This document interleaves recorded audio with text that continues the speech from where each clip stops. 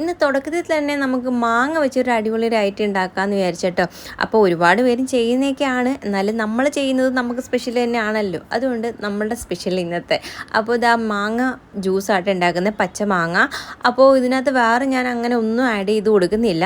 മിക്ക ആൾക്കാരും ഉണ്ടാക്കാറുണ്ട്. അപ്പോൾ ഓരോന്നൊക്കെ ചേർത്ത് കൊടുക്കുകയാണെങ്കിൽ അതനുസരിച്ച് ടേസ്റ്റ് ഉണ്ടാവും. ഇന്ന് എനിക്ക് ശരിക്കും പറഞ്ഞാൽ എൻ്റെ കയ്യിൽ ചേർത്ത് കൊടുക്കാൻ ഒന്നും ഇരിപ്പില്ല. അപ്പോൾ ഇതിനകത്ത് അതുകൊണ്ട് ഞാൻ മാങ്ങ മാത്രമേ വെച്ച് ചെയ്യുന്നുള്ളൂ കേട്ടോ. അപ്പോൾ ഇതാ മാങ്ങയൊന്ന് ചെത്തി ഒന്ന് എല്ലാം വൃത്തിയാക്കി ആക്കി എടുക്കുന്നുണ്ട്. അത് കഴിഞ്ഞ് ഇതൊന്ന് കട്ട് ചെയ്തെടുക്കുന്നുണ്ട്. ഇതൊന്ന് ചെറുതായിട്ടൊന്ന് വാടി തുടങ്ങിയിട്ടുണ്ടായിരുന്നു. ഇത് അന്ന് അമ്മ വന്നപ്പം കൊണ്ടുവന്ന മാങ്ങയായിട്ടോ. അപ്പോൾ ഞാനിതിങ്ങനെ ഇട്ടിരുന്നായിരുന്നു കറിയൊക്കെ വെക്കാമെന്നും പറഞ്ഞിട്ട്. അതുകൊണ്ട് ചെറുതായിട്ടൊന്ന് വാടിയിട്ടുണ്ട്. ഒരു ഭാഗത്ത് കേടുണ്ടായിരുന്നു. അപ്പോൾ കേടൊക്കെ മാറ്റിയിട്ട് ഞാൻ ഉള്ള ഭാഗം നല്ലത് നോക്കിയിട്ട് ചെത്തിയൊക്കെ എടുക്കുക കേട്ടോ. അപ്പോൾ ഇതൊന്ന് കട്ട് ചെയ്തെടുത്തിട്ട് മിക്സിയുടെ ജാറിനകത്ത് അതിട്ട് കൊടുക്കുന്നുണ്ട്. എന്നിട്ട് ആവശ്യത്തിന് മധുരം ഒരുപാടൊന്നും ചേർക്കുന്നില്ല കേട്ടോ. അപ്പോൾ ആവശ്യത്തിന് മധുരം മാത്രം ഇട്ടിട്ട് ഒന്ന് അടിച്ചെടുക്കുന്നുണ്ട്. നമ്മുടെ മിക്സിയുടെ ജാറിനകത്ത് ബ്ലേഡിന് വലിയ മൂർച്ച ആയതുകൊണ്ട് നല്ലപോലെ അരഞ്ഞ് കിട്ടിയില്ല. പിന്നെ ഇത് എന്ത് ചെയ്തിട്ടും അരയുന്നില്ല. അപ്പോൾ ഞാൻ വെച്ചിട്ട് 2-3 ഐസ് ക്യൂബ് ഇട്ടിട്ട് അരച്ച് വെക്കാമെന്ന്. അപ്പോഴത്തേക്ക് എന്തായാലും ഒന്ന് അരഞ്ഞ് കിട്ടിയിട്ടുണ്ട് കേട്ടോ. പിന്നെ ഇതിലോട്ട് തണുത്ത വെള്ളമാട്ടോ ഒഴിക്കുന്നത്. അധികം തണുപ്പില്ലാത്ത വെള്ളമാണ് ഞാനിപ്പോൾ ഒഴിക്കുന്നത്. കാരണം കുറച്ച് മുന്നേ ആണ് ഞാൻ ഫ്രിഡ്ജിൽ വെള്ളം വെച്ചത് കേട്ടോ. അപ്പോൾ കുഞ്ഞിനിങ്ങനെ വരുമ്പം പറയും എനിക്ക് തണുത്ത വെള്ളം വേണമെന്ന് ഇങ്ങനെ പറയും. അന്നേരം അതിന് വേണ്ടിയിട്ട് ഞാനെടുത്ത് ഫ്രിഡ്ജിൽ വെച്ചിരുന്നതാണ്. പിന്നെ ജ്യൂസ് അടിക്കുന്ന കാര്യമൊന്നും ഒരു ഓർമ്മയിലില്ലായിരുന്നു. പിന്നെ പെട്ടെന്ന് അടിച്ചതാണ്. അങ്ങനെ വെള്ളം ഒഴിച്ചു ഒന്നും കൂടെ. അന്നേരത്തേക്ക് അത് വലിയ തണുപ്പില്ലാത്തതുകൊണ്ട് ഐസ് ക്യൂബും കൂടി ഇട്ട് കൊടുത്തു. അത് കഴിഞ്ഞിട്ടൊന്ന് അടിച്ചെടുത്തതിന് ശേഷം ഒന്ന് അരിച്ചെടുക്കുന്നുണ്ട്. തരിതരിയായിട്ടുണ്ടല്ലോ, നല്ലപോലെ ഒന്ന് അരിഞ്ഞ് കിട്ടിയിട്ടില്ലായിരുന്നു. അതുകൊണ്ട് തരി ഉള്ളതുകൊണ്ട് ഒന്ന് അരിച്ചെടുത്തിട്ട് അങ്ങനെ നമ്മുടെ മാങ്ങ ജ്യൂസ് റെഡി ആയിട്ടുണ്ട്. ഇതിനകത്ത് നമുക്ക് എന്തെങ്കിലും സാധനങ്ങളൊക്കെ ആഡ് ചെയ്ത് കൊടുക്കണമെങ്കിൽ ആഡ് ചെയ്ത് കൊടുക്കാം.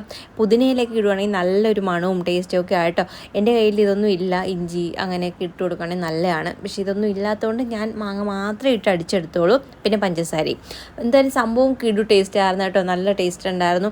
കുഞ്ഞിനാണെങ്കിൽ ഇങ്ങനെയുള്ള ജ്യൂസും ഒക്കെ ഭയങ്കര ഇഷ്ടമാണ്. ആളതിനെ പറയായിരുന്നു ഇത് നീ പാലിനകത്ത് അടിച്ച് തന്നിരുന്നെങ്കിൽ നല്ലതായിരുന്നു, ഷാർജ എന്നുള്ള രീതിയിലാണ് പറയുന്നത്. ഷാർജ എന്നൊക്കെ പറഞ്ഞാൽ ആകെ ഭയങ്കര ഇഷ്ടമാണ്. എപ്പം വേണം കൊടുത്താലും കുടിച്ചോളും.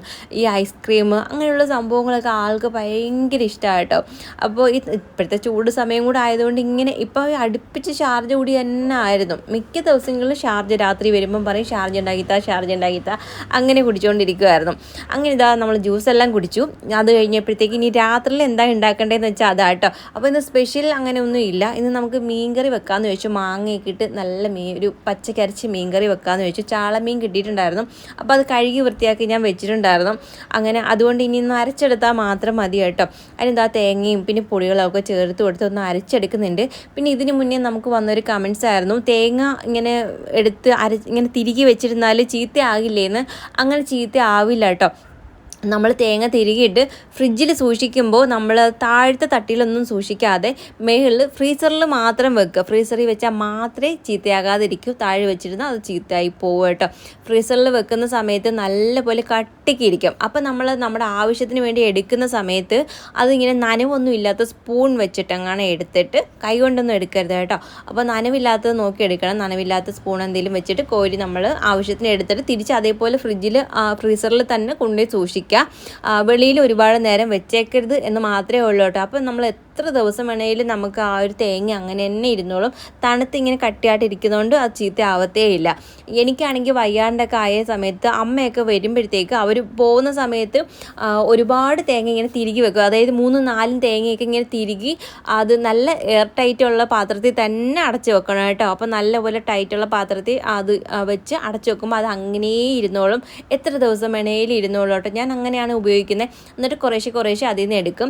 ഇപ്പോൾ എനിക്ക് സമയം കിട്ടുമ്പോൾ ഞാൻ അങ്ങനെ തിരികെ വെച്ചിട്ട് നമുക്ക് ആവശ്യത്തിന് അങ്ങനെ എടുക്കുകയും ചെയ്യും കേട്ടോ. നമുക്ക് സമയമുള്ളപ്പം നമ്മൾ പകലൊക്കെ സമയമുള്ളപ്പോൾ ഇങ്ങനെ കുറച്ച് തിരികെ വെക്കുകയാണെങ്കിൽ നമുക്ക് പിറ്റേന്ന് ജോലിക്കൊക്കെ രാവിലെ ജോലിക്ക് പോകുന്ന ആൾക്കാർക്കൊക്കെ പെട്ടെന്ന് കറിയൊക്കെ വെക്കണമെങ്കിൽ അത് തേങ്ങയൊക്കെ തിരികെ എടുക്കുമ്പോൾ ഒരു ബുദ്ധിമുട്ടല്ലേ. അതുകൊണ്ട് നമുക്ക് ഇങ്ങനെ ചെയ്ത് വെക്കുകയാണെങ്കിൽ ആവശ്യത്തിന് എടുത്തിട്ട് അരക്കുകയൊക്കെ ചെയ്യാം. അങ്ങനെ ചെയ്ത് നോക്കുക, നല്ലതാണ്.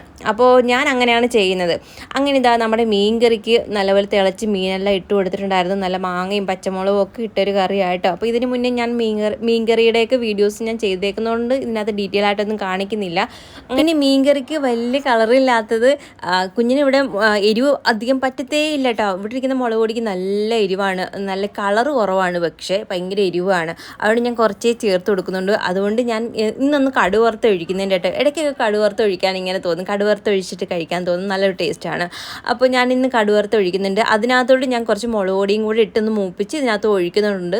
അപ്പോൾ ഇച്ചിരി നല്ലൊരു കളർ കിട്ടും കേട്ടോ. നമ്മൾ ആ ഒരു എണ്ണയ്ക്കകത്ത് മൂപ്പിച്ചിട്ട് ആ ഒരു മുളക് പൊടി ഇടുമ്പോൾ നല്ലൊരു കളർ കിട്ടും. അപ്പോൾ ഞാൻ അങ്ങനെ ചെയ്തിട്ട് നമ്മൾ അങ്ങനെയേ അടച്ച് വെക്കണം കേട്ടോ. അന്നേരം ഇളക്കരുത്. അടച്ച് വെച്ചിട്ട് കുറേ കഴിഞ്ഞിട്ട് വന്നിട്ട് ഇളക്കിയൊക്കെ എടുക്കുമ്പോഴത്തേക്ക് അത് നമ്മൾ എപ്പോഴാണ് എടുക്കുന്നതെന്ന് വെച്ചാൽ അന്നേരം ഇളക്കി എടുക്കുകയാണെങ്കിൽ നല്ലൊരു മണവും ടേസ്റ്റൊക്കെയാണ്. അങ്ങനെ ഇതാ 2-3 മീൻ വറുക്കാൻ വേണ്ടി എടുത്തിട്ടുണ്ടായിരുന്നു. ഇവിടെ കുഞ്ഞിന് ജോലിക്ക് പോകുമ്പോൾ അങ്ങനെ മീൻ വറുത്ത് കൊടുക്കണമെന്നും വലിയ ആഗ്രഹമൊന്നും ഇല്ല കേട്ടോ. ആൾ പറയും കൊണ്ടുപോയാൽ എനിക്ക് നല്ല ടേസ്റ്റോടെ കഴിക്കാനൊന്നും പറ്റത്തില്ല, തണുത്തൊരുമാതിരി ആകത്തില്ലേ ഉച്ചയൊക്കെ ആകുമ്പോഴത്തേക്ക്. അതുകൊണ്ട് വീട്ടിൽ നിൽക്കുന്ന സമയത്ത് ഞാൻ വറുത്ത് കൊടുക്കും. ഇപ്പം കുറേ ദിവസമായി മീനൊക്കെ വറുത്ത് കൊടുത്തിട്ട്. അതുകൊണ്ട് എന്തായാലും 2-3 മീൻ എടുത്തൊന്ന് വറുക്കുന്നുണ്ട്. അപ്പോൾ അതും വറുത്ത് കിട്ടി. പിന്നെ നമ്മളിന്ന് രാത്രിയിലേക്ക് നമുക്കിന്ന് ഗോതമ്പ് ദോശയാണ്. മീൻകറി ഉള്ളതുകൊണ്ട് ഞാനിന്ന് ഗോതമ്പ് ദോശയാക്കാമെന്ന് വിചാരിച്ചു. ഇവിടെ ഒരാൾക്കൊന്നും ഇഷ്ടമൊന്നും അല്ല. പിന്നെ നമുക്ക് ഡെയിലി എന്തെങ്കിലുമൊക്കെ ഉണ്ടാക്കണ്ടേ. എന്തെങ്ങനെ ഡെയിലി ഉണ്ടാക്കുന്നത്, ഒരു സാധനം തന്നെ നമുക്ക് ഡെയിലി ഉണ്ടാക്കാൻ പറ്റത്തില്ലല്ലോ. അതുകൊണ്ട് പിന്നെ മാറ്റി മാറ്റി ഓരോന്നും ഉണ്ടാക്കുകയാണ്. അപ്പോൾ ഇന്നും ഗോതമ്പ് ദോശ ആക്കാമെന്ന് വെച്ചത് ഈ മീൻകറി ഉള്ളതുകൊണ്ട് മാത്രമാണ്. ഇല്ലെങ്കിൽ കുഞ്ഞൻ കഴിക്കത്തില്ല. അല്ലെങ്കിൽ പിന്നെ നമ്മൾ ചമ്മന്തിയൊക്കെ അരച്ചാൽ ചിലപ്പം കഴിക്കും, നല്ല മൂടാണെങ്കിൽ മാത്രം കഴിക്കും, അല്ലെങ്കിൽ ആൾക്ക് ഭയങ്കര ദേഷ്യമാണ്. അതുകൊണ്ട് എന്താ ദോശയൊക്കെ ഉണ്ടാക്കി. അപ്പോൾ ആദ്യം കുഞ്ഞൻ വന്ന് എൻ്റെ അടുത്ത് പറഞ്ഞു ദോശയൊക്കെ ചുട്ട് തരാം. ഞാൻ പറഞ്ഞു ഒരെണ്ണം ചുട്ടപ്പോഴേ ഞാൻ പറഞ്ഞു പൊക്കോളാൻ. എന്നിട്ട് പിന്നെ ഞാൻ ചുട്ടൊക്കെ എടുത്ത് പെട്ടെന്ന്, ഇല്ലെങ്കിൽ സമയം എടുക്കും കേട്ടോ. അങ്ങനെ ഇതാ നമ്മുടെ മീൻകറിയൊക്കെ നല്ലപോലെ ആയിട്ടുണ്ടായിരുന്നു. ഒന്ന് കലക്കി എല്ലാം കൂടെ എടുത്തിട്ടുണ്ട്. മീനും വറുത്ത് എടുത്തിട്ടുണ്ട്. അപ്പോൾ ഞങ്ങൾ 2 പേരും കൂടെ ഫുഡൊക്കെ കഴിക്കുകയാണ്. 3 പേരെന്നൊക്കെ എന്താണോ എന്തോ വയല് വരുന്നത്. അങ്ങനെ ഇതാ ഞങ്ങൾ പിന്നെ ഫുഡൊക്കെ കഴിച്ചു. പിന്നെ കുറേ ആൾക്കാർ വന്ന് നമുക്ക് കമൻറ്റ് ചെയ്യുന്നുണ്ട്, നിങ്ങൾക്ക് എപ്പോഴും ഫുഡ് കഴിക്കുന്ന വീഡിയോസ് മാത്രമേ ഇടാനുള്ളൂ, നമ്മൾ ഡേ ഇൻ മൈ ലൈഫ് ചെയ്യുന്നുണ്ട്, നമ്മുടെ ലൈഫ് സ്റ്റൈലാണ് ചെയ്യുന്നത്.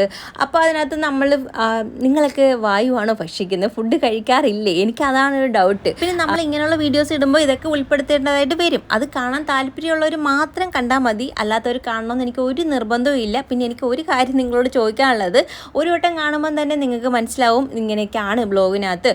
അപ്പോൾ വീണ്ടും വീണ്ടും കണ്ടിട്ട് വന്ന് ചൊറിയാൻ നിൽക്കുന്നവരോട് എനിക്കൊന്ന് ചോദിക്കാനുള്ളൂ, നിങ്ങൾക്ക് എന്തെങ്കിലും പ്രശ്നമുണ്ടോ? ഇപ്പോൾ ഞാനിങ്ങനെ കാണിക്കുന്നത് നിങ്ങൾക്ക് മനസ്സിലാവുന്നുണ്ട്. വീണ്ടും വീണ്ടും എന്തിനാണ് വെറുതെ കാണാൻ നിൽക്കുന്നത്? നിങ്ങളുടെ സമയം എന്തിനാണ് വെറുതെ മെനക്കെടുത്തുന്നത്? നിങ്ങൾക്ക് നിങ്ങളുടെ പാട് നോക്കി നിങ്ങൾക്ക് ഇഷ്ടമുള്ളത് കണ്ടിട്ട് നിങ്ങൾക്ക് പൊയ്ക്കോടെ. പിന്നെയും ചൊറിയാൻ നിൽക്കുന്നതിൻ്റെ എന്താവശ്യമാണ് ഉള്ളത്? പിന്നെ നമ്മളെ ഇഷ്ടപ്പെടുന്ന ഒരുപാട് പേരുണ്ട്. അവർ മാത്രം നമ്മുടെ വീഡിയോസ് കണ്ടാൽ മതി, അല്ലാത്ത ആൾക്കാരൊന്നും നമ്മുടെ വീഡിയോസ് കാണണമെന്ന് എനിക്ക് തീരെ താല്പര്യമില്ല. അപ്പോൾ ഇതാണ് എനിക്ക് പറയാനുള്ളത്.